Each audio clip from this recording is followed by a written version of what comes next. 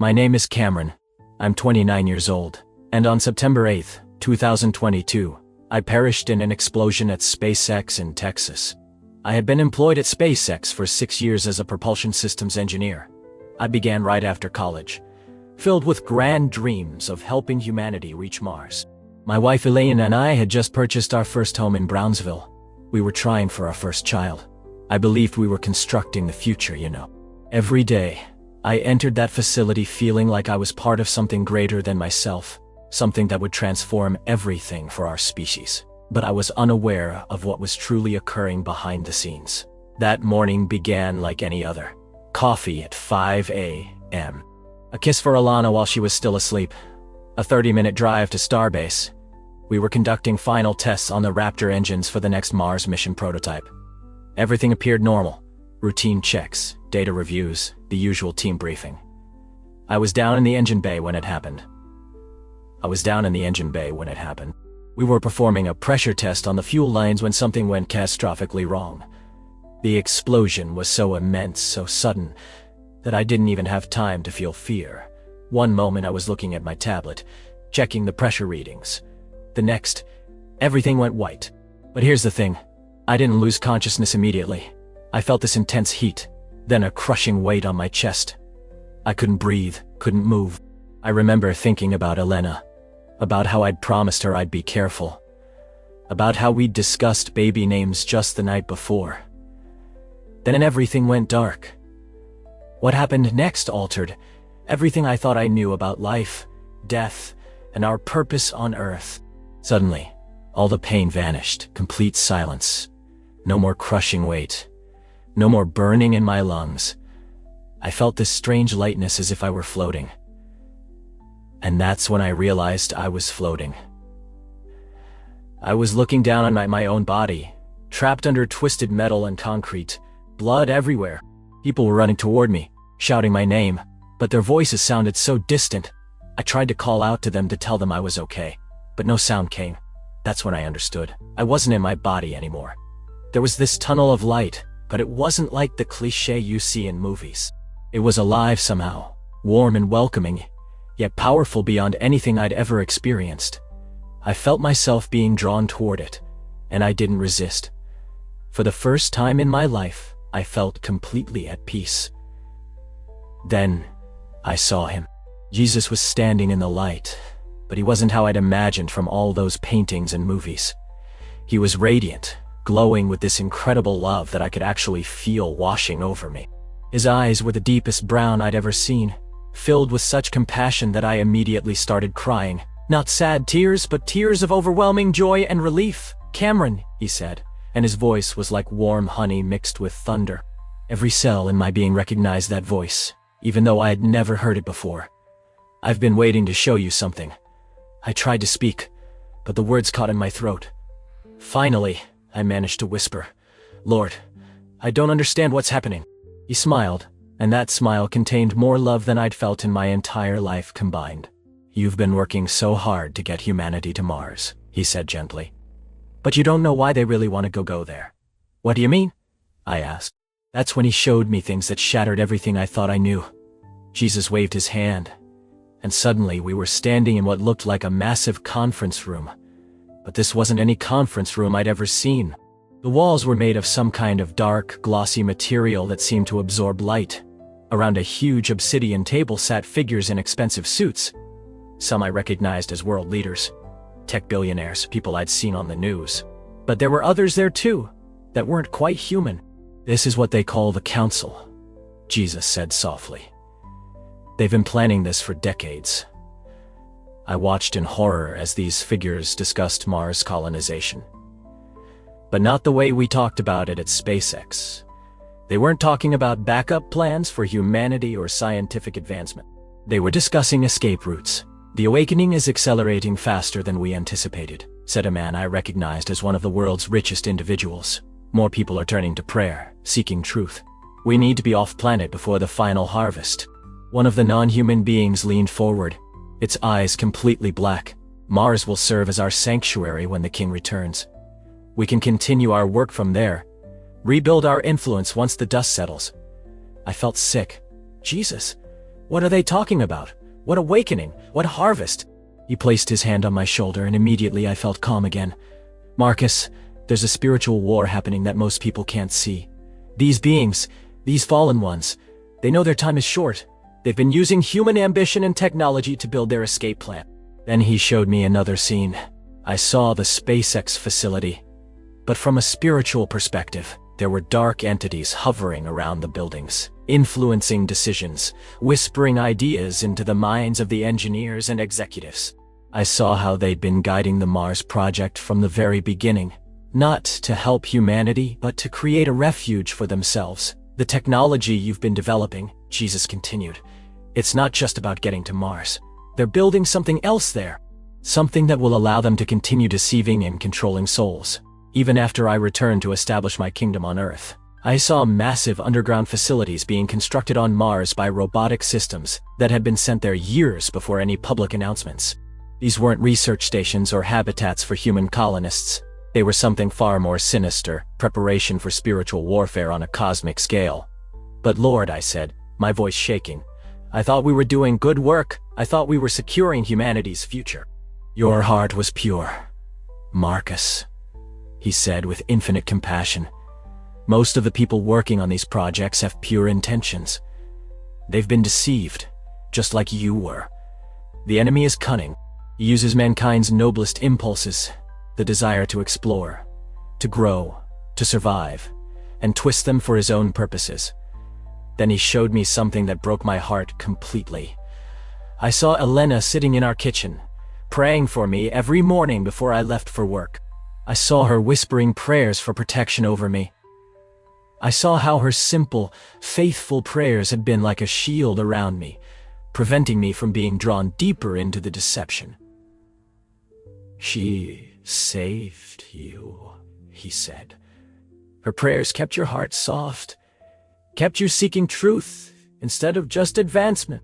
That's why you're here with me now instead of being trapped with them. I was sobbing now. I had no idea. I thought I was just good at my job. I thought I earned my position. You did earn it through her prayers and your own seeking heart. But my child, I need you to understand something crucial. His expression became more serious. The enemy's plan is accelerating. They know that more and more people are waking up to the spiritual reality around them. They're planning to take the most influential minds off planet before my return so they can regroup and continue their deception from Mars. He showed me a timeline that made my blood run cold. The Mars colonization wasn't planned for decades in the future, like they were telling the public. It was planned for just a few years away. The first wave wouldn't be scientists and explorers. It would be the world's elite, the ones who had been working with these dark entities all along. But there's something they don't understand, Jesus said. And for the first time, he smiled again. They think they can run from me. They think distance in space means distance from my authority. They don't realize that I created the universe.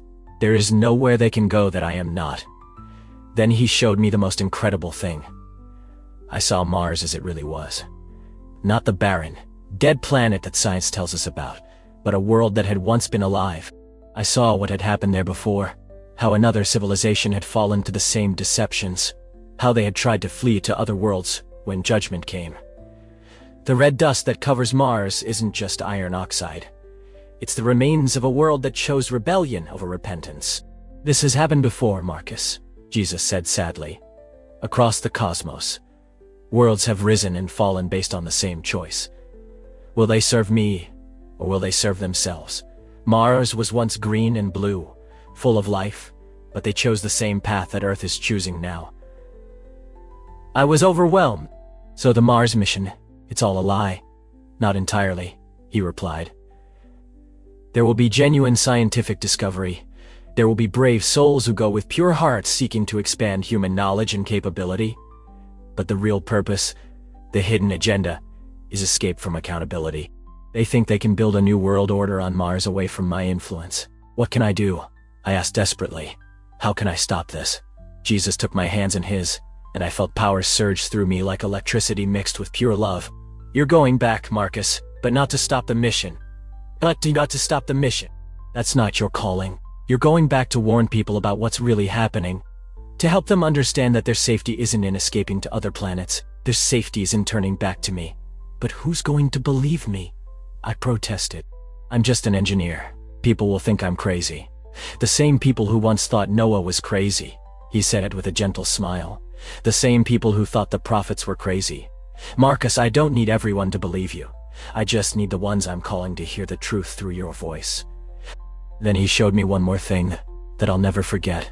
I saw prayer warriors all across the earth. People I'd never met. People who had been praying for years that the hidden things would be brought to light.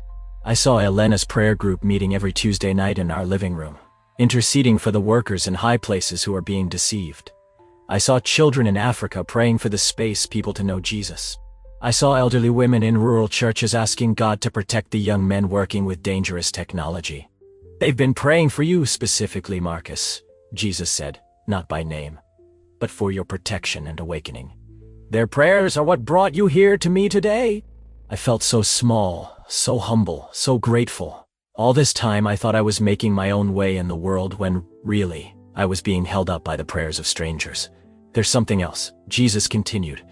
The explosion that brought you here, it wasn't an accident. The enemy tried to kill you because your role in exposing this plan is crucial. But my angels deflected the worst of the blast. What should have vaporized you instantly only brought you to the edge of death so I could speak with you here.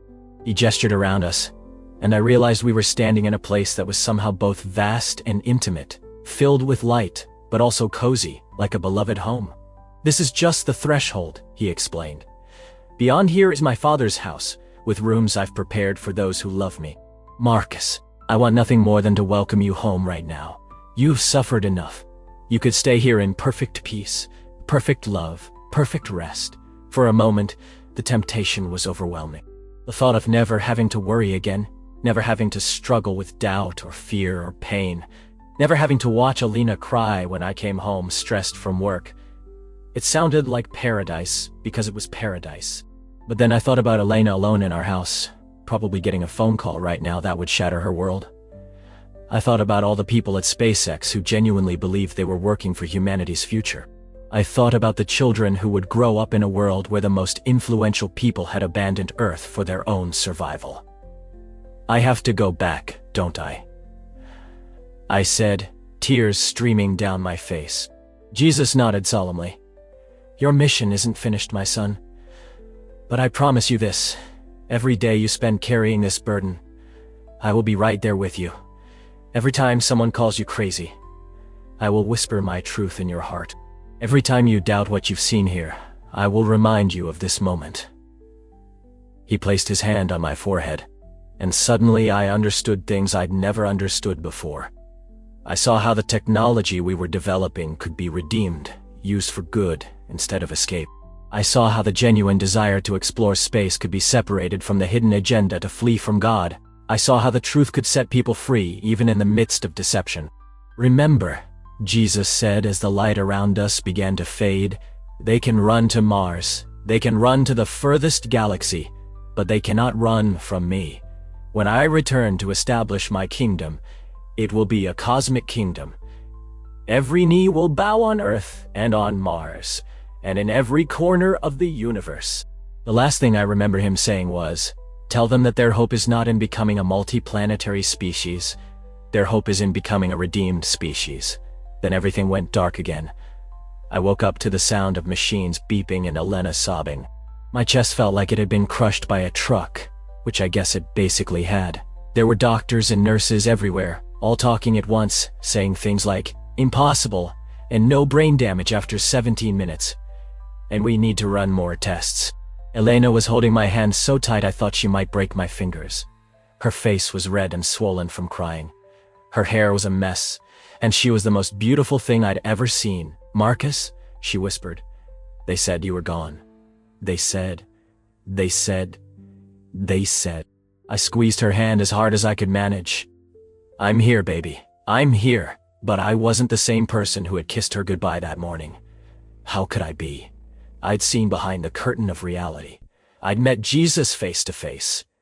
I'd learned that everything I'd been working toward was built on a lie. The doctors kept me in the hospital for a week, running tests after tests, trying to figure out how someone could be clinically dead for 17 minutes and wake up with no brain damage, no cognitive impairment, nothing but some broken ribs and bruised organs that were already healing faster than they should have been. I didn't tell them about meeting Jesus. Not at first. I knew they'd want to chalk it up to hallucinations from lack of oxygen. But Elena knew something had changed. She said I looked different. That there was something in my eyes that hadn't been there before. It was on the third night in the hospital that I finally told her everything about the council, about Mars, about the real purpose behind the colonization project, about Jesus and his warning, and the mission he'd given me. Elena listened to every word without interrupting. When I finished, she was quiet for a long time. Then she said something that confirmed I'd married the right woman. "I believe you," she said simply. "I've been praying for 2 years that God would show you what was really happening at that place. I could feel the darkness around it every time you came home. That's when I knew that Jesus had been right about her prayers protecting me." I quit SpaceX the day I got out of the hospital. Officially, I told them I needed time to recover from my injuries. Unofficially, I knew I couldn't be part of building escape pods for fallen angels anymore. Some of my former colleagues have reached out, concerned about me, thinking I've lost my mind. A few have listened to what I've told them and quietly started asking their own questions. One guy, David, actually came to me and said he'd been having dreams about dark figures in the facility for months, but thought he was just stressed. The hardest part has been learning to live with this knowledge. Every time I see news about Mars missions or space exploration achievements, I feel this heavy weight in my chest. I know there are good people working on those projects, people with pure hearts who genuinely want to help humanity. But I also know what's really driving the agenda at the highest levels. Elena and I have started attending a small church where the pastor actually preaches about spiritual warfare and the end times. Not the crazy, fear-mongering kind of teaching, but the biblical truth about the battle between light and darkness. I've shared my testimony there, and people have received it with open hearts. The strangest thing is how my relationship with God has changed. Before my death, I believed in Jesus, but it was more like an insurance policy. Something I thought was probably true and seemed like a good idea to believe in. Now, I know him personally. I talk to him throughout the day like he's standing right next to me because, in a way, he is. Prayer isn't just words I say before meals anymore. It's warfare. Elena and I pray every morning for the exposure of hidden agendas, for protection over the genuine scientists and engineers who are being deceived, for wisdom for the leaders who still have pure hearts. We pray that people will wake up to the spiritual reality around them before it's too late. I started writing down everything I can remember from my encounter with Jesus. Every detail about what he showed me. I don't know what I'm supposed to do with it all yet, but I know it's important. Maybe someday I'll write a book. Maybe I'll start speaking at churches. Maybe I'll just keep sharing my story one person at a time. What I do know is this. The elite of this world think they can escape to Mars when things get bad here on Earth. They think they can build a new civilization without God's interference. But they're wrong. Jesus is Lord of the entire universe. Not just Earth. There's nowhere they can run that his authority doesn't reach. The real question isn't whether humanity will become a multiplanetary species. The real question is whether we'll become a redeemed species. Will we turn back to our Creator before it's too late, or will we follow the same path that destroyed Mars long ago? I've been given a second chance at life to share this message. Not everyone who has a near-death experience gets such a clear mission, but mine couldn't be clearer. The hidden things must be brought to light. The deception must be exposed. People need to know that their hope isn't in escaping to other planets. Their hope is in the one who created all the planets. If you're listening to this and you work in the space industry, I want you to know that I'm not against space exploration. I'm not against scientific advancement, but I'm against using those noble pursuits to hide an escape plan for the world's most evil people. Ask questions, pray for discernment, pay attention to who's really driving the agenda, and why. If you're listening to this and you think it sounds crazy, I understand. 6 months ago, I would have thought the same thing, but I've seen what I've seen, and I can't unsee it. Jesus is real, the spiritual war is real, and the plans being made in secret boardrooms around the world are more sinister than most people can imagine. But here's the hope I want to leave you with. God wins in the end. I've seen a glimpse of his kingdom, and it's more beautiful than anything we could ever build on Mars or any other planet. He's not surprised by their escape plans. He's not worried about their advanced technology. He's been preparing for this moment since the foundation of the world. Your safety isn't in fleeing to another planet. Your safety is in running to the arms of the one who loves you enough to die for you. Your hope isn't in becoming a spacefaring civilization. Your hope is in being part of God's eternal kingdom. The countdown to something has already begun, but it's not a countdown to Mars colonization. It's a countdown to the return of the King. And when that day comes, every knee will bow on Earth, on Mars, and in every corner of the universe. Don't put your trust in the plans of men. Put your trust in the plan of God. Because I promise you, his plan is the only one that's going to succeed in the end.